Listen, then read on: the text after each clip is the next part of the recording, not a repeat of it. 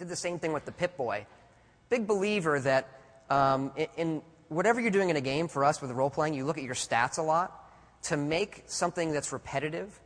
So the player's going to look at his stats all the time, right? So you want to make that entertaining.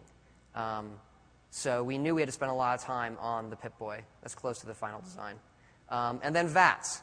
Another thing you're going to do a lot in any of these games that we do, you're going to kill guys a lot, right? So we want to do something new there and make the repetitive action of shooting people. This is one of our early designs for VATS. You get the humor, you get violence. We don't let kids kill each other, though. That's, to make it fun every time. Make that simple activity, of killing enjoyable. These were two of the inspirations as well. We'd sit around it's like crash mode, and then finding the guys' heads blow up. And this is concept art from 2004. How many people have you all played Fallout? No, all right, okay. Has anybody not? Come on, yeah, there you go. You're a truth teller. So we did this concept art in 2004. This is what VATS is going to feel like. What is the experience of VATS? It's not like a heavy design. It's like, well, you target the stuff thing, and then it goes, and it's all fun, and people, their heads blow off. Everybody claps. Yay. Okay, rule number 2. So that was define the experience. Rule number 2 is keep it simple, okay? Internal reason for doing this. Doing something really well takes time, more time than you probably have. External. The player won't appreciate or understand your complicated ideas. One of our rules internally, too, is we can do anything, we just can't do everything. This works well with team members who are like, why don't you like my idea? It's not that I don't like your idea. Another thing to do with keeping it simple is make marketing part of your process. This is Pete Hines, who's the product manager on Fallout 3. Where's Pete? The best in the business at this. There, back, he's waving. Pete's really, really part of the team, and he's a good guy. He has a great sense of how will the consumer react to this. So I'll go to him with features. Okay, it's like this. What do you think? He's, oh, no, that's bad. And then you keep, okay, well, how about this? What do you think about this? And Pete's excited that people will think this. And the other thing with marketing to realize is that everything you do from the beginning is part of the player experience. That's how we view it. So, when you run your first cover story, that's the first experience of Fallout 3, and then your website, and then the teaser trailers and demos you give, and then they see the box on the shelf. That's an experience. That's experiencing Fallout. What does the box look like? What does the manual look like? Is it in the tone of the world? What does the actual disc look like? So by the time the player has put your game in, they have already experienced all of this stuff. They have an expectation. They've already learned things, if they're savvy enough, and most of them are. So you kind of have to work all of that into your process. And again, keep it simple. All right, so the big one. Great games are played, not made. Again, it sounds fairly easy, right? You play your game, and then you change it to the parts you don't like. I mean, everybody does that to some level. We do it a lot. So, for the last 5 months of Fallout, the entire art team doesn't make art. They're playing the game. Everybody plays the game a lot internally because it's the game we want to make and play.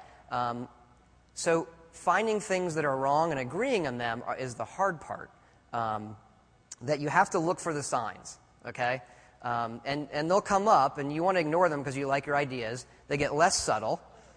And eventually, just bad things happen if you ignore all of that. You want to sort of solve it before you get to that point. One of the great examples in Fallout was we had built a lot of Washington, D.C. I mean a lot. And we went to play it, and there was just too much space. We had done all of this work, and we took about half of the downtown D.C. out of the game. Removed work that all these people had done. It makes people upset, right? So, we got to watch your team members. We're from Maryland, so we like to pictures of Duke fans crying, make us happy. Yeah. And these big moments, you're going to delete from the game. Hey, the last 6 months, click. You have to treat people with respect, okay? You can't go around just take it. We know what we're doing. We'll do what we want, okay? Sharks, gorillas, high-fiving, respect your team, be nice. You got to admit your mistakes. Like, look, this was a bad call, okay? You have to be very open with your mistakes.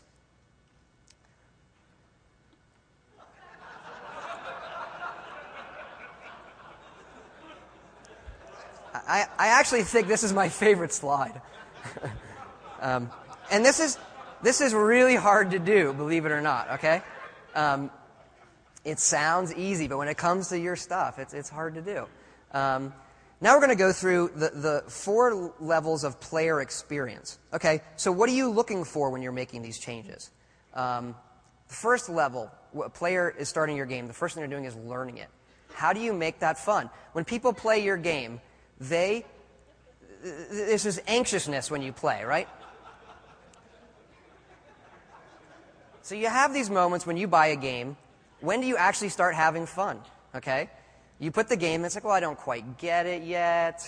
I'm learning the controls. This is a big thing I think the industry has to tackle. How to let people have fun while they're learning. And then they get to actually playing, okay? So now they're playing your game, all right? They aren't necessarily worried yet about dying, okay? They want to just play and have fun. Once you're into this stage, you move up, and then you can start challenging them. Okay, it gets harder in some way. They've mastered these skills. It's not till you're through that. People want to win. I love this. Yeah. So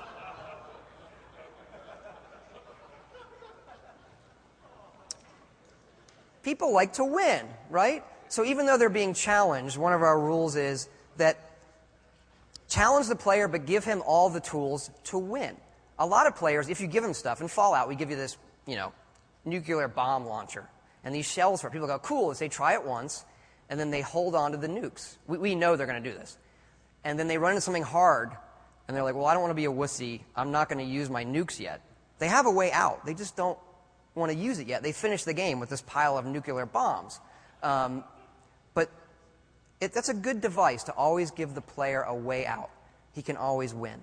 It's not till you get through that you can then surprise them with something new. Okay.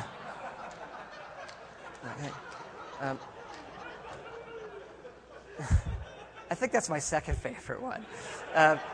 So now you've shown them something new, and the whole thing repeats, okay? Now they're learning the new thing. Too many of us focus on number 3 and 4 because we're trying to impress our coworkers who understand the game.